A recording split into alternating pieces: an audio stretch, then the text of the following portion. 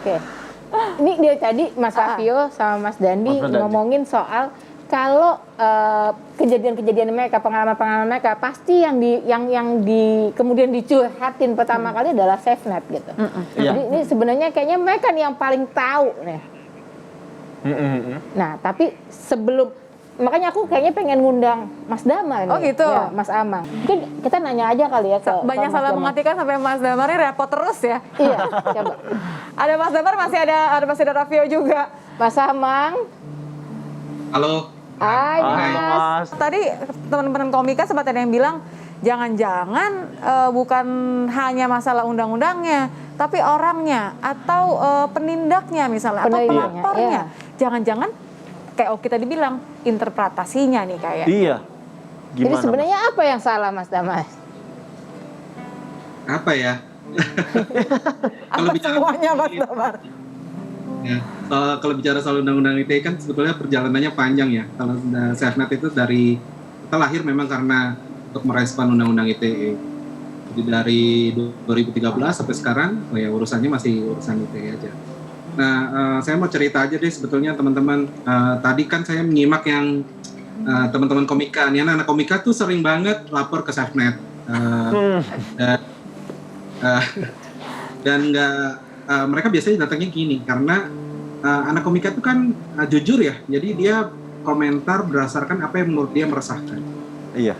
Dan komentar itu disampaikan dengan lucu. Jadi saya agak suka bingung kalau dia lapor ke SafeNet, emang melucu dilarang sekarang ya, gitu ya. Iya benar. Kalau sampai orang laporin ke polisi gara-gara ngelucu kan juga menurut saya nggak masuk akal. Pakai undang-undang ITE, pakai pencemaran nama baik, pakai ujaran kebencian, ada produk yang ngelaporin komika. Jadi perusahaan produk yang ngerasa bahwa produknya itu dibecandain sama komikanya. Ini lucu banget, dia juru bicara produk gitu ya, juru bicara barang gitu ya, barangnya kalau dimarahin atau dibuat lucu-lucuan juga nggak bakal marah barangnya, jadi santai-santai aja, tapi itu yang kejadian. Nah, pertanyaannya jadinya kan sebetulnya kalau kita melihat hari ini sebetulnya kan kita lihat dampak. Ini tadi yang lagi dibicarakan itu soalnya dampak. Kenapa orang takut sama undang-undang ITE? Benar nggak ketakutannya itu berdasar atau tidak? Nah, saya akan bicara pakai data ya.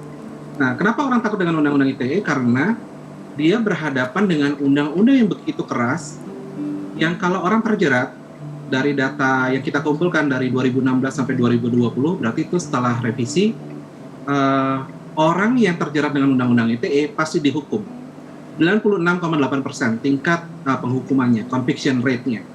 Artinya siapapun yang lagi dilaporin dengan undang-undang ITE, kemungkinan dia untuk diputus bersalah itu 96,8%. Dari 96,8% itu mereka yang masuk penjara 88%. Makanya orang takut. Nah, sekarang permasalahannya adalah ketakutan itu apakah karena dia yang salah atau orang yang baperan yang melaporin, ataukah polisinya yang salah menginterpretasikan, ataukah pengadilannya yang nggak ngerti gitu ya. Jadi saya coba jawab dengan cerita. Ada satu cerita yang kondisi yang saya alami dari 2016 sampai sekarang adalah sekarang saya datang ke orang-orang yang dulu bilang revisi 2016 itu udah bagus banget. Jadi masalahnya itu adalah penanganannya. Oke, saya datangin satu-satu termasuk Profesor Henry. Profesor Henry ada kasus di Aceh. Mau nggak Anda jadi saksi ahli untuk membela? Terus dia mempelajari dan mengatakan bahwa oke, ini saya siap untuk membela. Dia datang ke sana mengatakan bahwa ini harusnya nggak dihukum karena tidak ada unsur pencemaran nama baik, tapi pengadilan tetap memutuskan bersalah. Sekarang pertanyaannya adalah yang salah itu adalah siapa? Apakah orang yang mengatakan, ataukah orang yang melaporkan, ataukah polisi yang menangkap, ataukah pengadilan yang memutus bersalah? Ujung-ujungnya sebetulnya yang mau saya sampaikan adalah muaranya dari dampak dan penerapan itu muaranya adalah pasal-pasalnya memang pasal-pasalnya koersif. Jadi siapapun yang kena, mau dia kena pencemaran nama, ujaran kebencian, asusila misalnya, kasusnya Ben Nuril, teman-teman, ibu baik itu menurut saya nggak salah loh. Semua orang juga di Indonesia ini bilang dia nggak salah, tetapi polisi, pengadilan negeri, sampai kemudian Mahkamah Agung tetap memutus dia bersalah. sampai akhirnya kita minta pembebasan pengampunan lewat amnesti. Nah sekarang begitu, kalau semua udah mengatakan bahwa oh ini orang-orang yang layak dihukum, oke kalau gitu berarti 786 orang yang dijerat dengan undang-undang ITE dari 2016 sampai 2020 itu semua layak dihukum. Apa benar kayak gitu?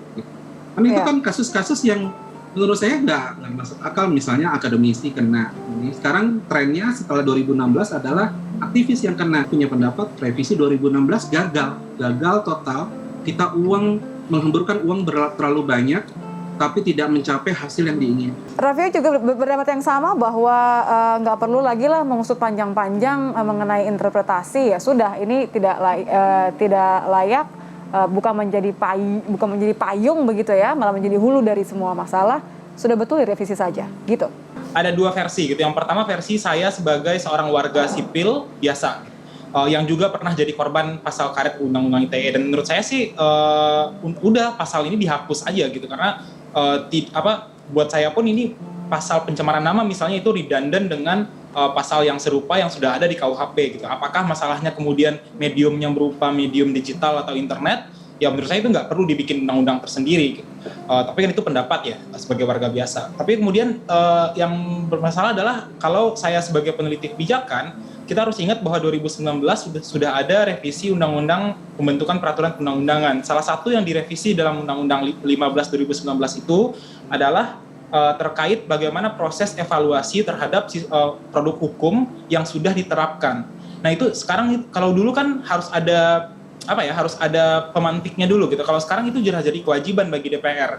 Nah ini sekarang pertanyaannya, undang-undang ITE ini sudah jelas kayak kata Mas Damar tadi dari data empirisnya ini sangat mengkhawatirkan. Karena kalau misalnya seringkali kita dengar dari pejabat atau dari legislator itu kan cuma 1-2 kasus, itu mungkin kekeliruan seperti itu bukan terjadi di setiap kasus. Nah, tapi pertanyaannya sekarang, kalau disebut seperti itu seakan-akan ini hanya anomali gitu ya. Tapi pada kenyataannya kita melihat kasus-kasus yang sifatnya yang unsur-unsurnya ini questionable itu ada di mayoritas kasus gitu. Nah, kalau mayoritas yang bermasalah ini nggak bisa lagi kita sebut anomali. Kemudian juga harus kita ingat bahwa kayak kata Mas Damar tadi ya, akademisi cuma mengkritik pimpinan fakultas di kampusnya di Aceh, di sebuah universitas negeri di sana, itu bisa diperkarakan gitu loh. Menyebut nama pun enggak, padahal ini katanya sudah delik aduan. Katanya kan itu revisi itu kan 2016 delik aduan sama masalah hukuman ya. Nah jadi pertanyaannya, kalau misalnya memang yang bermasalah itu adalah interpretasi atau yang bermasalah itu polisi atau orang yang melaporkan, kenapa kemudian sudah direvisi, pengadilan di berbagai daerah, polisi di berbagai daerah, orang-orang di berbagai daerah dari berbagai latar belakang yang berbeda, itu tetap saja kita punya conviction rate yang tinggi. Nah, kalau sudah kenyataannya seperti itu, saya rasa itu sudah sangat indikasi yang sangat jelas, yang sangat kuat bahwa yang bermasalah itu bukan lagi hanya orang-orang atau faktor-faktor eksternalnya, tapi yang bermasalah adalah fundamental di penulisan undang-undang itu sendiri. Makanya pasal-pasal karet ini, ya kalau nggak bisa dihapus, direvisi lah, diperjelas. Itu saya ingat Mas Damar tuh dengan teman-teman SafeNet pernah bikin dokumen menjelaskan kalau pasal ini sifatnya ini karet, ini ngawur. Kenapa ngawur, itu sudah ada penjelasannya dan sudah banyak sekali organisasi dan peneliti yang membahas itu sebenarnya. Jadi pertanyaannya sekarang pemerintah dan DPR mau dengar nggak? Pemerintah, Presiden dan DPR mau mendengar atau tidak begitu ya? Nanti kita bahas habis ini, karena kalau dari matanya naik kayaknya mau nanya lagi habis ini, tapi mau diisi kita mau ngomongin revisinya kan. Saya juga mesti merevisi minuman dulu, jadi saya ambil minum dulu. Saya aus, Pak. Ya, oke, baiklah. Ayo abis ini kita lanjut lagi ya. Yang punya. Tiba-tiba ngomong mau revisi itu konteksnya apa? Saya cari-cari nggak nemu konteksnya, sampai nanya-nanya juga di media sosial.